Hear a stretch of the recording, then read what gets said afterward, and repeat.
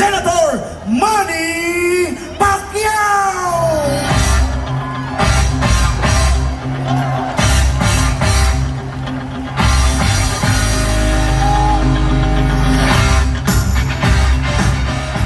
Magandang gabi po sa ating lahat. Unang-una, nais ko magpasalamat. Pasalamat tayo sa ating Panginoon na binigyan tayo ng magandang panahon. At higit sa lahat, malusog na pangangatawan sa ating lahat. At lagi tayo iniligtas sa kapahamakan. Maraming salamat sa ating butihing mayor na para ko ng tatay. At ito ang nakatulong sa aking boxing career. Mula noon hanggang ngayon, ang ating butihing mayor, Benjamin Abalos. Andito pa po siya, Mayor. Malaki po ang aking utang na loob sa mga Abalos family. Dahil nung ako po ay nag-umpisa, ay hindi naman po ako kilala nung araw. Nagtitinda lang po ako ng sampagitan, nagtitinda po ako ng mga dyaryo lamang. Tinulungan nila ako na i-promote ng i-promote. Kaya po ako nabigyan ng pagkakataon at sumikat. Kaya po, ang pamilya Abalos, malaki po ang utang na loob ko. Kaya pag ito ang binuto ninyo, nilagay nyo sa Senado, maniwala kayo sa akin, ang pamilya Abalos, hindi po sila matapobre. Matulungin po sila, lalong-lalo na sa mga mahihirap na tao. Bakit?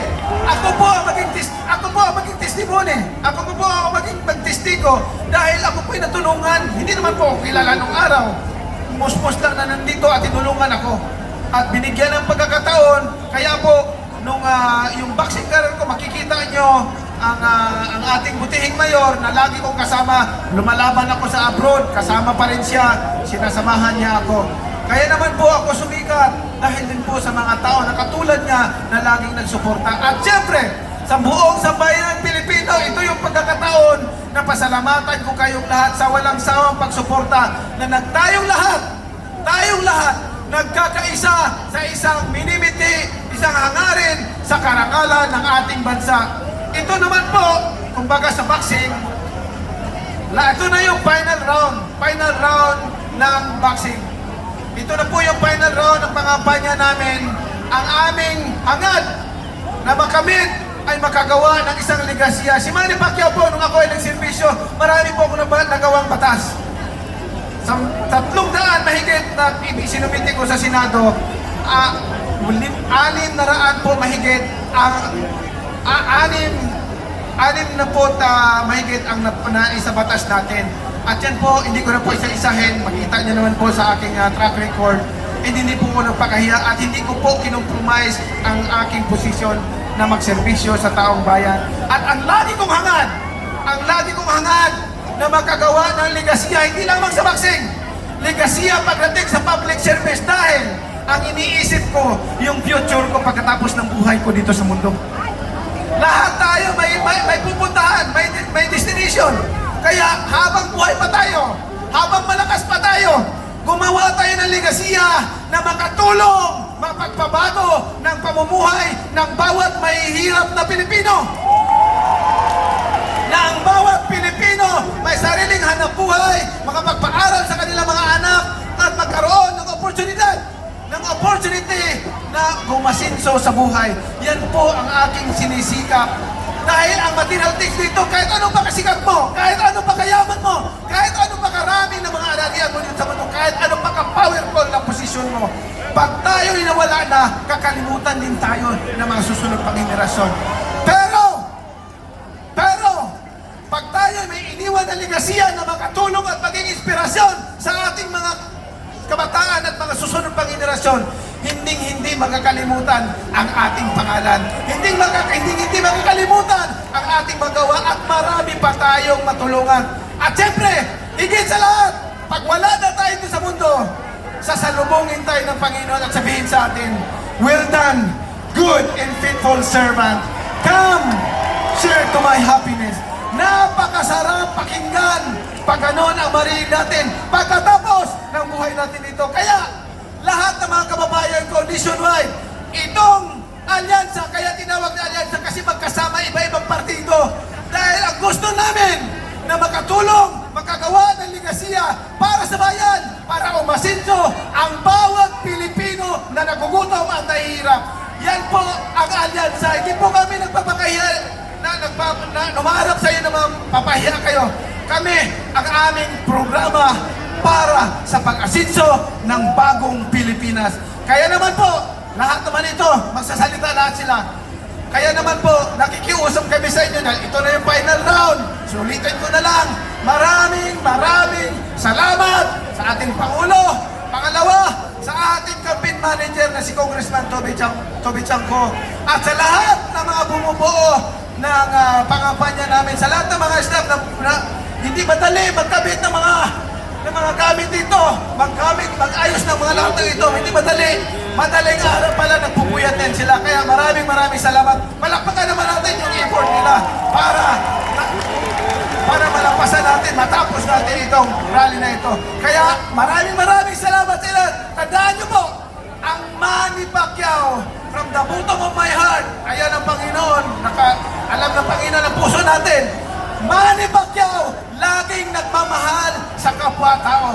Laging nagmamahal because yan ang utos sa akin ng Panginoon na huwag tayong magtanim ng grievances o hatred from others because we have God in our lives. Therefore, we should love and be compassion to one another. Maraming salamat. Panginoon natin po sa ating lahat. Isang malakas na sigawan para kay Senator Manny Pacquiao!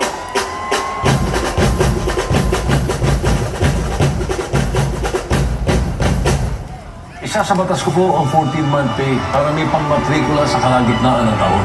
Ipagbabawal po natin ang fake news, agaran take down at pananagutin natin ang nagpapakalat nito. Para sa tamang pakikipaglaban sa iligal na droga, palalakasin ko ang rehabilitation at preventive education sa kabataan.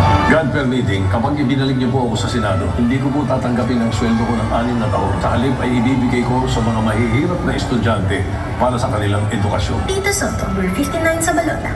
Never late, never absent, ang senador ng pamilyang Pilipino, Senator Tito Soto!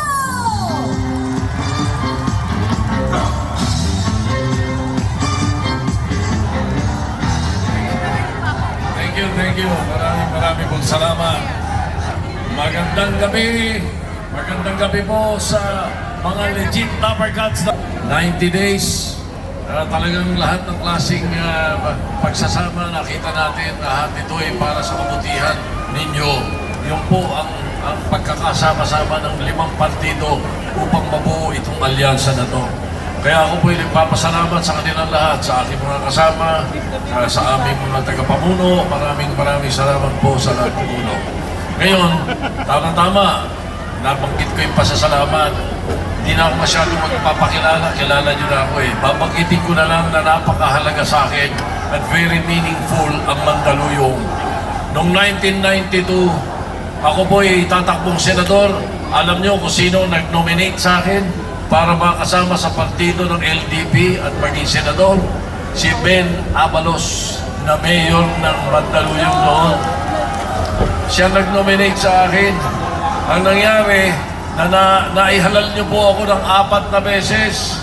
1992, 1998, 2010, 2016. 4 na terms na po akong senador at meron po akong 259 laws na principal author at principal sponsor, hindi po co-author. At dito po, pang-4 na ito, sa history po ng Pilipinas, 3 senador lang ang nahalal na ng 4 na beses. Si Senator Lorenzo Tañada, si Senator Frank Drilon, at si Senator Tito Soto. Ngayon, ako po ito sa Pilipinas na nahalal ng 5 beses. At ito naman, hindi kayo magsisisi sapagkat napakarami po ng ekanay ng ating ginawa.